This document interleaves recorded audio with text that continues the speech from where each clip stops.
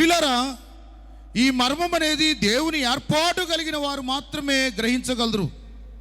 ప్రియులారా, ఈ మర్మములను గ్రహించాలి అంటే వారు తప్పనిసరిగా ఏర్పాటు వారై ఉండాలని మీకు తెలియపరచుచూ ఉన్నాను.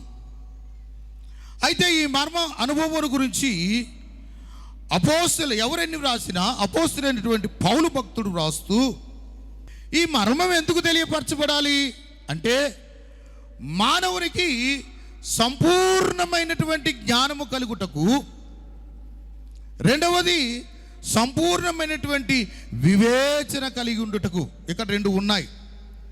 జ్ఞానము వివేచన కలిగి ఉంటేనే కానీ మర్మము తెలియదు. దేవుడు మర్మం అనేది అనుగ్రహిస్తేనే కానీ జ్ఞాన వివేచన రాదు. ప్రియులారా, మర్మము అంటే ఏంటి అనేది మనం చూస్తే, యోనా వెళ్ళవలసిన ఓడలో వెళ్ళలేదు. అక్కడ జరిగినటువంటి వృత్తాంతం మనకు తెలుసు. చీట్లు వేసి యోనా గారిని ఎక్కడ వేశారు? సముద్రంలో పడవేశారు.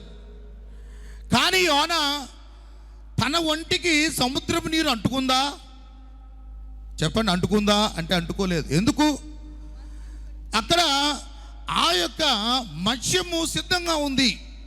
అంటే దేవుడు ఆ మత్స్యాన్ని అక్కడ మర్మముగా ఉంచాడు. దేవునికి స్తోత్రం.